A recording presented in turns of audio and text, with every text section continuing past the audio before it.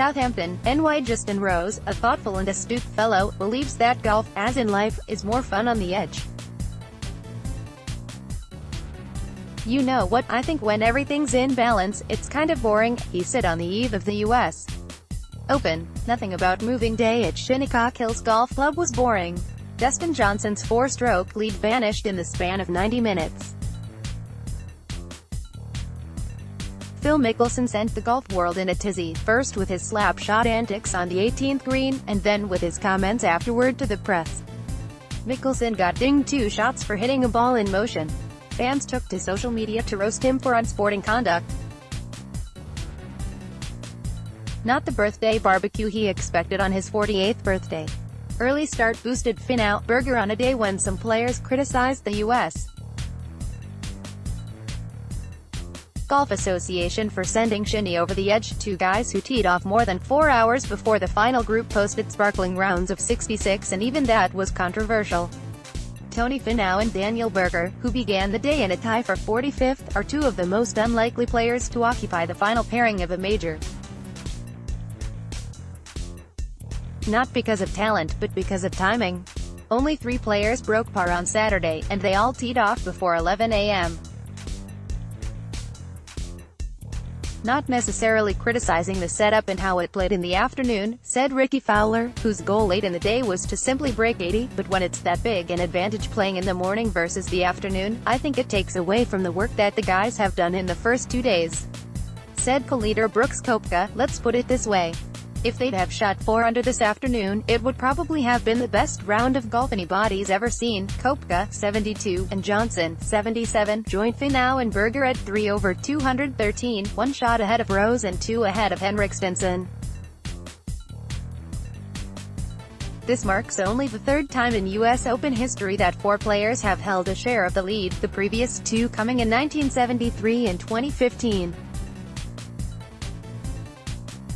"I think they lost this golf course today," said Stenson, "certainly on the back 9 that we played."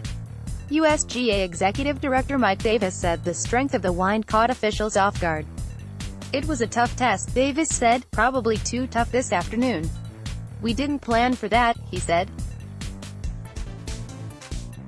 "We didn't want it." Jim Furyk, who at 48 years old finds himself 3 shots back, said if this were a regular PGA Tour event, hole locations would have been moved off of shelves and placed more toward the center of the greens, trying to get guys around in a fast-paced time.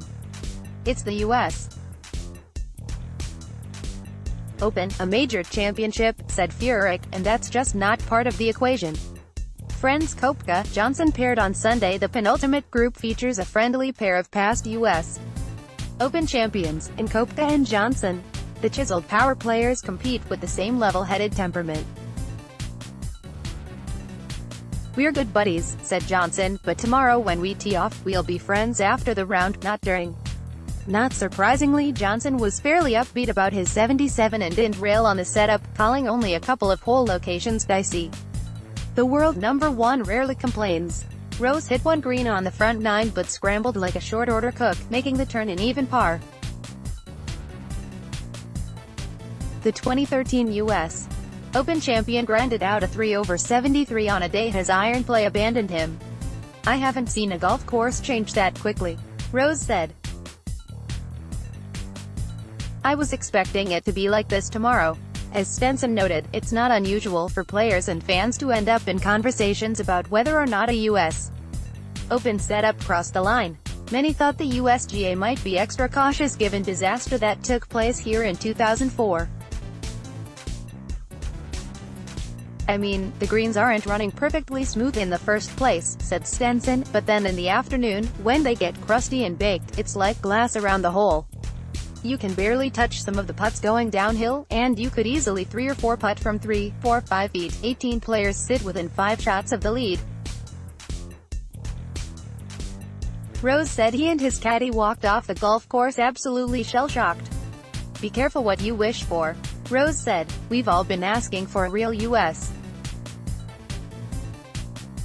So I guess we got one for sure this week."